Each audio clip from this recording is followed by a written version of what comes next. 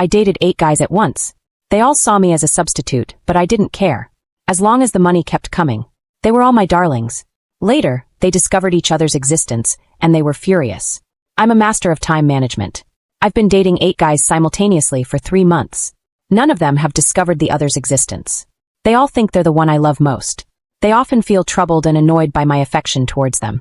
And they've repeatedly warned me to know my place and not harbor unrealistic hopes. The only unrealistic hopes I have are for their money. Jack Thompson was my first boyfriend, a wealthy CEO obsessed with role-playing office scenarios.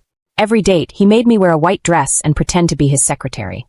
I even had to play piano for him during lunch. He looked at me with disdain, reminding me again that I'd never compare to the woman he truly loved. I smiled politely, played my part, and by the end of the date, $200,000 had hit my account.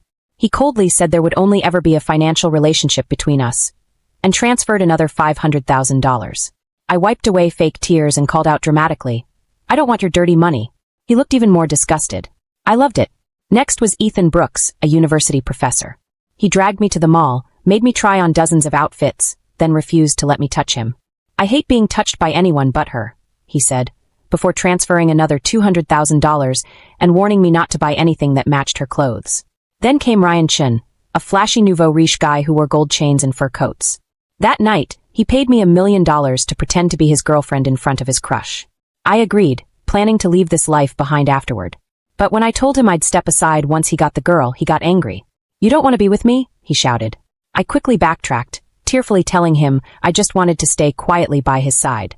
It worked. He calmed down and promised me $2 million as long as I disappeared after dinner. But when we arrived at the restaurant, I froze. Sitting there was not just his crush, but all 7 of my other boyfriends. And to my shock, they were all in love with the same woman. She looked almost exactly like me. Long straight hair, a white dress, delicate and fragile. No wonder they all treated me like I was someone else. The moment they saw Ryan's hand around my waist, their expressions turned murderous. The girl teared up and asked Ryan softly, "Is this your new girlfriend?" Panicking, Ryan shoved me away. "I don't know her," he said. I fell to the ground, completely ignored. The girl smiled through tears and said sweetly, "Didn't we agree we'd never date, so we could stay best friends forever?" The 8 men looked at her with love, and at me with contempt. I stood there confused. How was this okay? Later, I found out her name, Sophia Lynn. She was their childhood friend, a rich heiress, raised like a princess. I was just a poor orphan from an orphanage. That night, Ryan transferred $5 million to apologize and asked me to dinner again, blaming me for not clinging to him when he pushed me. I blocked him. And the other 7 too. I'd made enough. I was done. 3 days later, 8 luxury cars parked in front of my apartment. I was at the market buying chicken when my landlady ran up, panicked. 8 men are here for you, all claiming to be your boyfriend. It's getting violent. There's blood. I rushed back and found them bruised and fighting. Jack spotted me first. "Olivia Clark, explain yourself. Who are these other 7? The others turned to glare at me, still frozen mid-fight. Holding my chicken awkwardly, I pinched myself and said with teary eyes, "Stop fighting. Don't fight over me anymore." I was trying the Sophia Lynn approach. It didn't work. Ryan's gold chains were broken. "You dare cheat on me?" Ethan straightened his tie. "Impressive. 8 men behind my back." Another said through gritted teeth, "You think I'm an idiot?" One of them, black-eyed and furious, shouted, "Olivia Clark, who do you really love? Weren't they fine in front of Sophia Lynn? Why the drama now?" I tried again. "You're all my best friends. You're all important to me. If I ever have a child, you can all be godfathers. Wouldn't that be beautiful?" They looked like they'd just eaten poison. Ethan sneered. "You think you're worthy of being a backup?" Jack added, "You've been a substitute too long and started thinking you're the real thing." Everything was falling apart, until Ryan spoke. "You begged to stay by my side. Fine.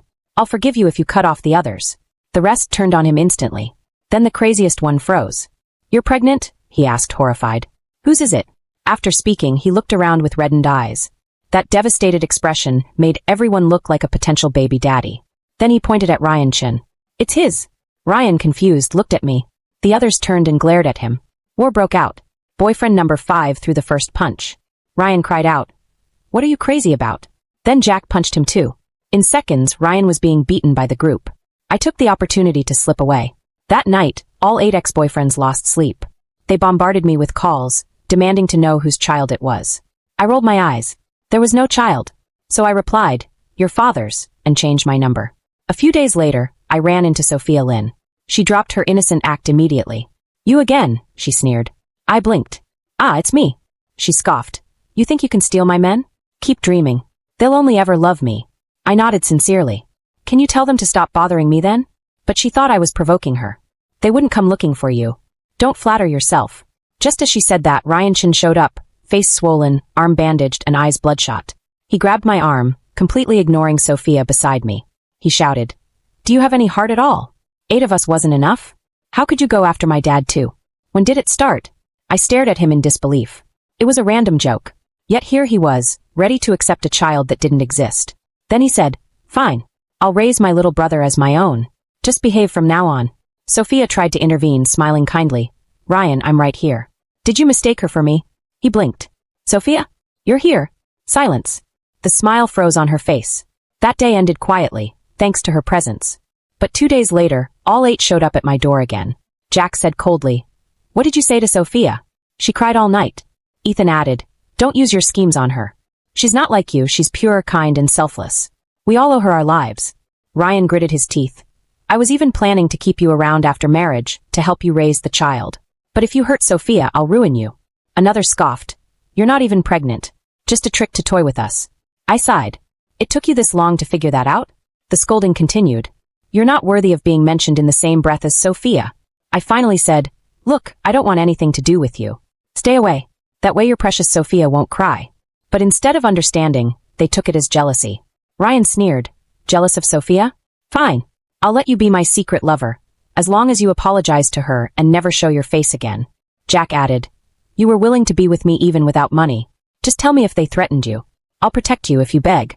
Then the rest started fighting over who I loved more. One mentioned I cooked for him, another said I stayed up all night caring for him, and another swore I remembered all his favorite things. I plugged my ears, exasperated. I really didn't love any of you. I was working. You were clients. Don't confuse payment with love.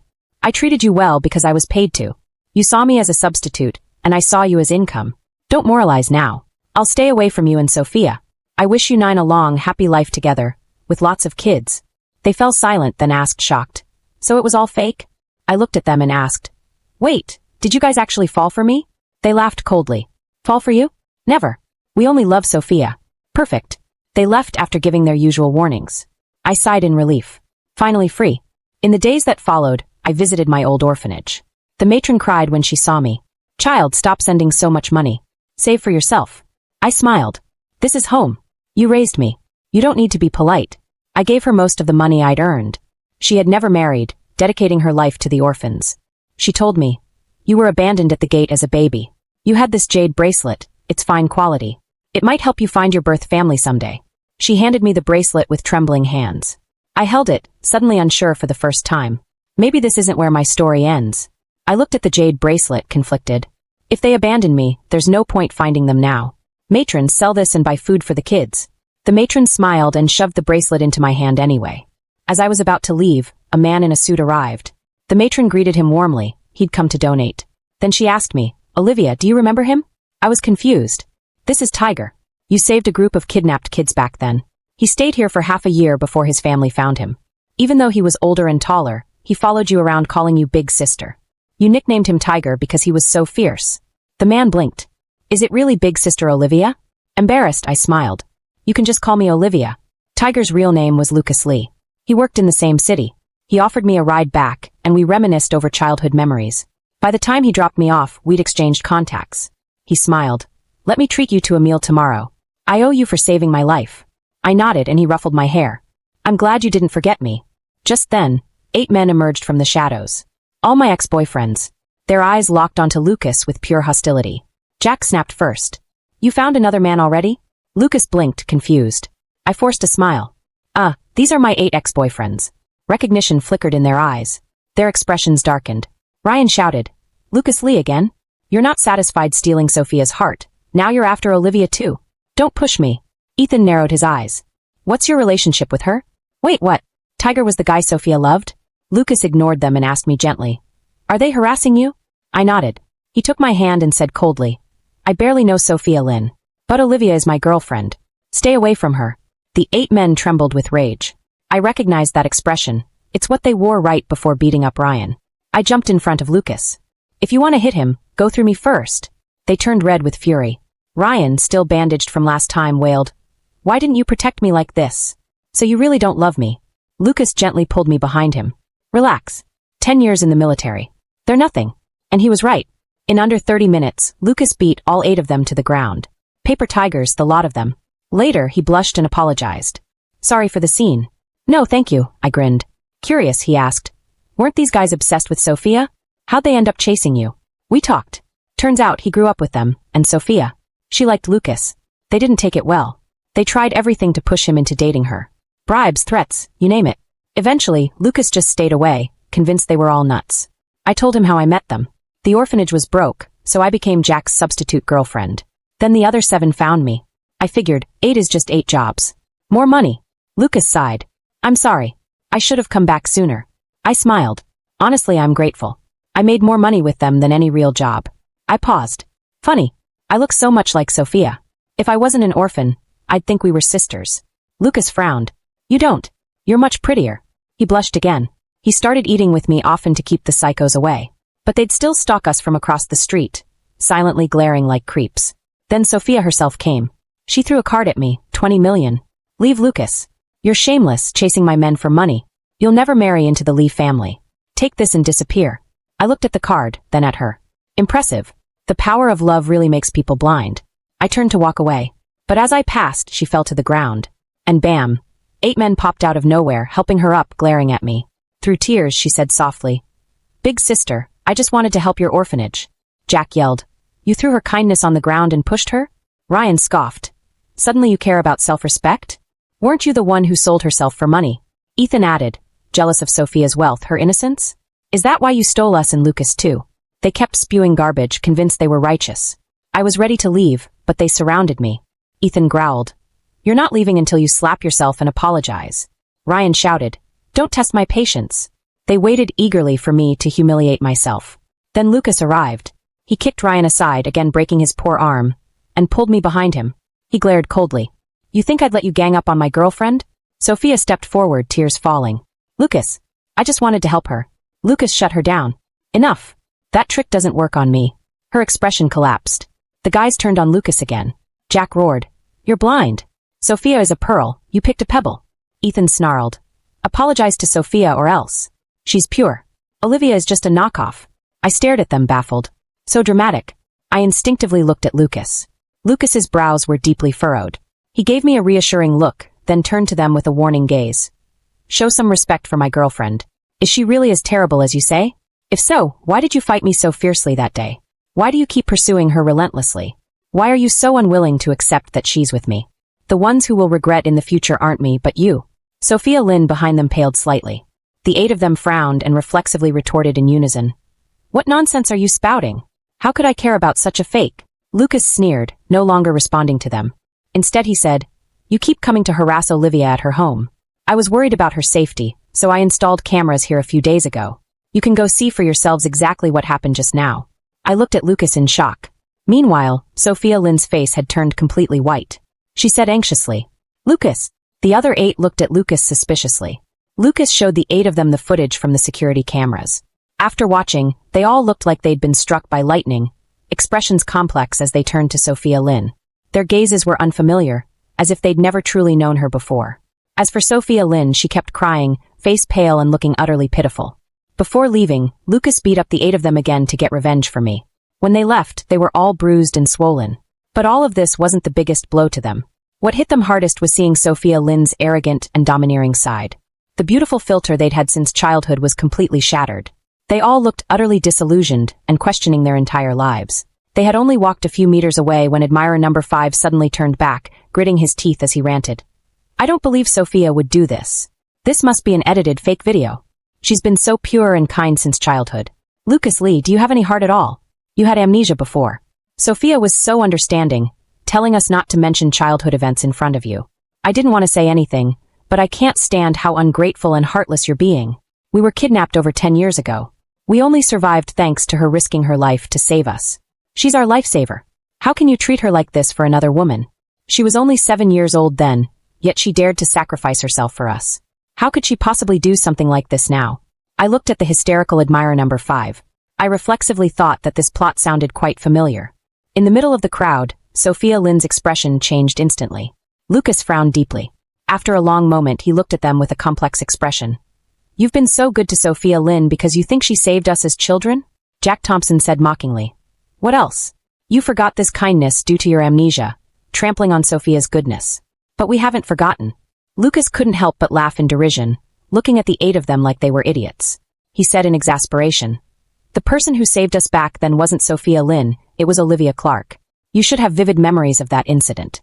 If you don't believe me, you can ask Sophia Lynn if she remembers the specific details of confronting the kidnappers. All 8 of them looked utterly disbelieving, saying in unison, That's impossible. Meanwhile, Sophia Lynn had turned completely pale. They stubbornly questioned Sophia Lynn about the details of confronting the kidnappers back then. Sophia Lynn's eyes reddened as she stammered, unable to answer. Later, I recounted the entire incident in detail. I never imagined that out of the 10 people I saved back then, besides Lucas, the rest were Sophia Lynn, and these 8. Thinking of how crazed these 8 had acted just now, I thought resignedly. If I'd known they'd grow up to be such lunatics, I might not have saved them. After hearing the truth, all 8 of them stood there dumbfounded. Their expressions even matched Sophia Lynn's. They all had reddened eyes and pale faces. Their gazes as they looked at me were full of intense regret and pain. They seemed to have 1,000 things they wanted to say to me. They looked just like the tragic second male leads in TV dramas. It was a bit funny. I ignored them and turned to leave with Lucas. But the following days made me feel that it would have been better not to reveal the truth. After learning the truth, these 8 were so regretful their intestines turned green. They acted out the role of tragic second male lead in front of me all day long. They were on the verge of kneeling and begging for my forgiveness while crying. They even said that it didn't matter if I didn't like them. All 8 of them were willing to be my backup options forever. To be my lifelong good friends. Good grief, why does this sound so familiar? Oh right, it's what Sophia Lynn had said to them before. Sophia Lynn liked having 9 people as her mundane companions, living freely and casually. But I'm not that ridiculous. I seriously said to them, I have a boyfriend now. We're very much in love. Please don't come looking for me anymore. Hearing this, the 8 of them looked even more pained and unwilling, finally leaving with the words, I won't give up. Then they all left decisively. I was still puzzled at how smoothly they left this time, when I turned and saw Lucas approaching with a frown. Lucas said that with these 8 pursuing me so relentlessly, they'd probably keep bothering me in the future. He suggested I stay at his place for a while. He wasn't busy and could drive me to and from work. With him around, he could beat them up each time they came. Eventually they'd probably stop bothering me. What an absolute angel Lucas is. I gratefully agreed. After I moved in with Lucas, the 8 of them came a few times, but were all beaten up by Lucas. Finally they settled down quite a bit. To thank Lucas, I decided to personally cook him a big meal. We went to the nearest supermarket together. But we ran into 2 women who looked very similar to me. One was a well-maintained, elegantly dressed wealthy lady. The other was a middle-aged woman with deep frown lines who didn't look like someone to mess with. The 2 women had very similar facial features. But the middle-aged woman looked much more weathered and older than the wealthy lady. I heard the middle-aged woman call the wealthy lady sister, and cry, begging her for help, saying she knew she was wrong. Amidst their argument, they also spotted me standing not far away. They both looked shocked. Lucas glanced over, frowning slightly, then pulled me away. Only after we got back did I learn. The wealthy lady was Sophia Lynn's mother, Mrs. Lynn. The other middle-aged woman was Mrs. Lynn's twin sister. Mrs. Lynn came from a humble background, but was very accomplished. She and Mr. Lynn were college classmates and married after graduation. Mrs. Lynn's sister dropped out of school at a young age, and often hung around with a small-time thug, developing bad habits. Over 20 years ago, Mrs. Lynn's sister unexpectedly got pregnant, not knowing who the father was. With nowhere else to go, she stayed at Mrs. Lynn's home. The 2 children were born around the same time. But the next year, Mrs. Lynn's sister actually set her sights on her brother-in-law. She snuck into his room one night when Mrs. Lynn wasn't home. Fortunately, Mr. and Mrs. Lynn had a good relationship. He angrily berated her and kicked her out of the bedroom. After that, Mrs. Lynn's sister was driven out of the Lynn family. She had been missing all these years. After hearing this, I sighed inwardly. Mr. and Mrs. Lynn sounded like quite upright people. I never imagined their daughter Sophia Lynn would turn out to be such a lunatic. She must have been spoiled rotten growing up. A couple days later was Lucas's mother's birthday. Lucas's mother had heard him mention me before and invited me to join them for a meal. I didn't want to go at first, but Lucas said his mother had been pressuring him to find a girlfriend lately, so he asked me to help him deal with his family. He'd helped me so many times. I couldn't refuse such a small request, so I readily agreed. When we arrived, I realized it wasn't just an ordinary family dinner. Over 100 people had been invited to the birthday banquet. Everyone was dressed glamorously, all wealthy and influential people. I was stunned. Although Sophia Lynn had said before that Lucas's parents wouldn't approve of me, his car, clothes and home had all been very modest. I never imagined his family was even richer than those 8 men. At the banquet, I saw my 8 ridiculous ex-boyfriends, as well as Sophia Lynn and her group of girlfriends. None of their families were as wealthy as the Lynn family. They usually followed Sophia Lynn around flattering her, acting as her little minions. While Lucas went to find his parents, Sophia Lynn's girlfriends surrounded me. They started coldly mocking me one after another. So this is the poor girl who stole Sophia's man? Her entire outfit probably doesn't even cost $10,000. She's just a knockoff. I can't believe those blind fools actually fell for her. To think our Sophia risked her life to save them, what a bunch of ungrateful scoundrels. You're just a penniless orphan. How dare you come to a place like this? You don't really think that just because those 9 like you, their families would agree to let you marry in? Keep dreaming.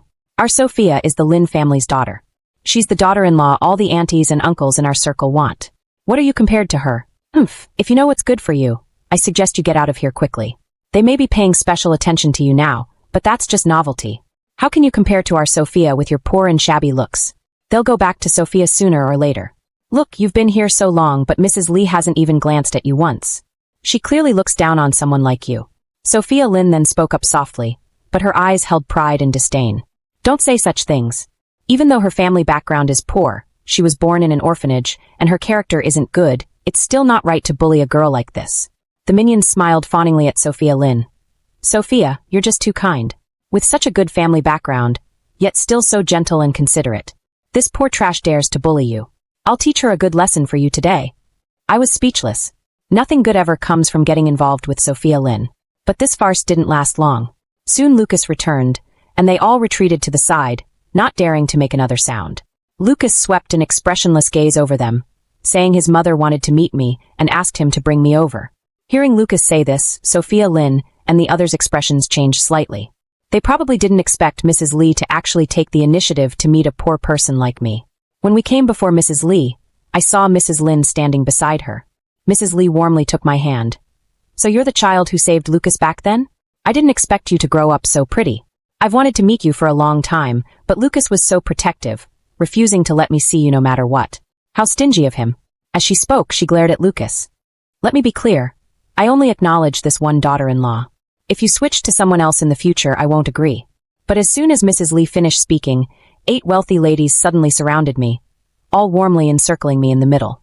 One of them took my other hand and said, Mrs. Lee, that's not right. This is clearly the girl our Ethan has his eye on. You can't steal her from us. Child, I know Ethan has wronged you. I've already scolded him. You saved his life back then, so he should dedicate himself to you from now on. A bejeweled lady who looked like a nouveau riche grabbed my other hand. What nonsense. This is our Ryan's girlfriend. Although they had a falling out recently, they'll definitely make up. Child, thank goodness you saved Ryan back then. As long as you marry our Ryan, I'll buy you a wedding house right now. The other wealthy ladies refused to be outdone. They all started fighting over me, wanting to betroth me to their sons. Mrs. Lee grew anxious and quickly called relatives to pull them away. Then she shielded me behind her and shouted, Where are the security guards? Throw them out. How dare they come to someone else's home to steal a daughter-in-law? I was dumbfounded. How is this so different from the expected script? I looked around in bewilderment. I saw the 8 lunatics cheering on their mothers from the side. I also saw Lucas leading security guards to drive people away, a dark expression on his face. Finally, my gaze landed on Sophia Lynn's face. The kind and gentle smile could no longer be maintained on her face. She gritted her teeth, her expression twisted. She glared at me hatefully. She hated that I had stolen her men. Stolen everything that should have belonged to her. Her minions were also dumbfounded. One of them said in shock, Wasn't it Sophia who saved those 9 people back then? How did it suddenly become this poor country bumpkin? Before she could finish speaking, Sophia Lynn turned to glare at her angrily. The minion's face froze. She quickly put on a smile and said, Sophia, don't lower yourself to her level. You're the Lynn family's daughter. These ladies are just being polite. Who would actually marry a penniless country girl into their family? Sophia Lynn gritted her teeth, her expression finally improving slightly. But just then, amidst the pushing and shoving, the jade bracelet my parents had left me was revealed on my arm. Mrs. Lynn beside us suddenly turned pale. She rushed over and grabbed my hand. Mrs. Lee said in alarm, Mrs. Lynn, your family doesn't have a son. Why are you joining in on this commotion? Mrs. Lynn's eyes reddened as she hugged me with tears in her eyes. She said emotionally, Child, I've been searching for 5 years and finally found you. You're my long-lost daughter from over 20 years ago." In an instant, everyone was stunned. Sophia Lynn's face turned extremely ugly as she stared at the scene in disbelief. Her minions covered their mouths, looking back and forth between Sophia Lynn and me, completely dumbfounded. After Mrs. Lee's birthday banquet ended, Mrs. Lynn immediately took me to do a DNA test. Soon, the results came out. I was indeed Mrs. Lynn's biological daughter. Mrs. Lynn hugged me, crying her heart out. Mr. Lynn wiped tears from the corners of his eyes and gently embraced both of us. I was sandwiched in the middle of their hug, like a Russian nesting doll. I glanced at Sophia Lynn at the end of the hallway. Her face was deathly pale as she looked at me with vicious eyes, seeming about to collapse. Then I looked back at Mrs. Lynn hugging me, still feeling dazed. "Stop crying. Can you tell me what's going on?" Mrs. Lynn wiped away her tears and smiled through them. She finally slowly explained what had happened. My mom, Mrs. Lynn, and her sister Fiona Zhao were identical twins who looked almost exactly alike. So when Sophia Lynn and I were just born, we also looked nearly identical. After Fiona Zhao failed to seduce my dad and was driven out of the Lynn family, she left with resentment in her heart. She secretly switched the two babies, taking me away. After leaving, she didn't want to raise me, so she simply abandoned me at the orphanage door. At the time, my mom discovered the jade bracelet was missing from the baby's hand. She only thought Fiona had stolen it to sell for money. She never imagined Fiona would be so evil as to steal the child. It wasn't until 5 years ago during a medical checkup that my parents accidentally discovered Sophia Lynn wasn't their biological child due to blood type incompatibility. They immediately started searching for me in secret. They learned that Sophia Lynn often contacted Fiona Zhao behind their backs. Afraid of alerting them, my parents didn't reveal anything and continued treating Sophia Lynn as usual.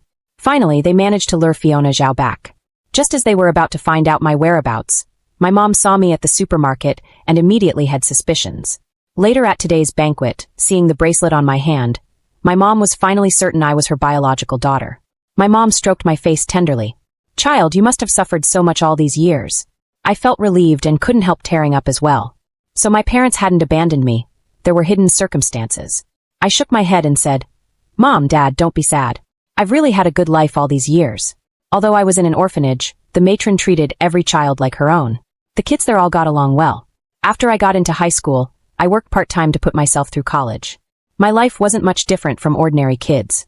My mom said with reddened eyes, "Tomorrow, take us to meet this matron you mentioned. I want to thank her properly." I smiled and nodded. Sophia Lynn was driven out by my parents. She knelt on the ground, crying and begging my mom, saying she couldn't bear to leave them. My mom sighed and said, "I know everything you've done to Olivia. Sophia, I never imagined the principles I taught you growing up didn't sink in at all. You still inherited your mother's nature. Today, your fate with our family ends here. Leave now. I don't want my child to be hurt by you again in the future." When Sophia Lynn left, her face was deathly pale as she cried uncontrollably. But the look in her eyes as she gazed at me was like it had been dipped in poison. After my mom took me back, she specially hosted a banquet to formally introduce me as her daughter to many people. At the banquet, I saw Sophia Lynn's group of minions. They all looked utterly dejected, regretting so much their intestines had turned green. The parents of those 8 lunatics all warmly crowded around my parents, arguing heatedly. They all wanted to arrange marriages between their sons and me. Mrs. Lee grew a bit anxious. She quickly grabbed my mom's hand and said, "Sister, our Lucas and Olivia are truly in love. You can't separate a pair of lovebirds. These people are always trying to steal her away. Let me tell you, we should set a date for the kids' engagement. Otherwise I won't be able to rest easy." My mom didn't agree. Instead she turned to ask me, "Olivia, what do you think?" I hesitated for a moment, actually wanting to say I didn't want to get engaged yet. But Lucas anxiously squeezed my hand beside me, looking at me pitifully. I coughed lightly and said, "Then, let's get engaged to Lucas." Yes, Lucas and I had gone from pretend to real. Lucas relaxed slightly. Mrs. Lee's face broke into a huge smile. The other 8 wealthy ladies all looked utterly disappointed, glaring at their sons in frustration. Their sons stared at me dejectedly. Everyone's gazes landed on me, like I was a piece of Monk Tang's flesh. I instinctively shuddered. Suddenly I felt that getting engaged and married now wasn't such a bad idea. When I went to try on wedding dresses, Sophia Lynn tried to crash her car into me. She wanted to die together with me. But my mom had bought me a car with the best safety features. It had top-notch crash protection. My car was fine. She totaled the front of her own car. She was also severely injured, nearly losing her life. My parents were extremely shaken. After she was discharged from the hospital, they sued both her and her mother. The mother-daughter pair could no longer cause trouble. They were both arrested. On my wedding day with Lucas, not only did both our parents attend, Those 8 mother-son pairs also came uninvited. Who knows what they imagined? Lucas, if you don't treat her well, we won't let you off. All 8 of them spoke fiercely in unison. The guests didn't dare make a sound. I was speechless. Who are you guys? What does my wedding have to do with you? Don't you see my dad glaring at you from behind? You've stolen all my dad's thunder. Move aside, it's my dad's turn to speak next. Lucas's face also darkened as he kicked them away one by one. Then he straightened his clothes and said obediently to my dad, "Dad, let's continue." My dad gave him an approving and satisfied look. He solemnly placed my hand in Lucas's. "I only have this one daughter. You must treat her well in the future. Otherwise, I won't let you off." I nearly lost it. "Dad, couldn't you use a different line?" My dad noticed my resentful gaze and awkwardly rubbed his nose. Lucas said solemnly, "Dad, don't worry. For the rest of our lives, I will cherish and love Olivia. I absolutely won't give other lunaticos any opportunity." The 8 lunatics climbed up, red-eyed as they said, "Lucas Lee, you'd better remember what you said today." I stared at them expressionlessly. "Go away, you're being way too dramatic today." Ryan Chin said excitedly, "Olivia is looking at me. Does she still have feelings for me in her heart?" The other 7, "You're talking nonsense. She's clearly looking at me." Then they all turned to me excitedly, saying in unison, "Olivia, it's not too late if you want to back out of the wedding now. I'll marry you today." Lucas's face darkened as his fists clenched again. I quickly took Lucas's arm, persuading him, "Beat them up after the wedding." Lucas smiled gently. "All right,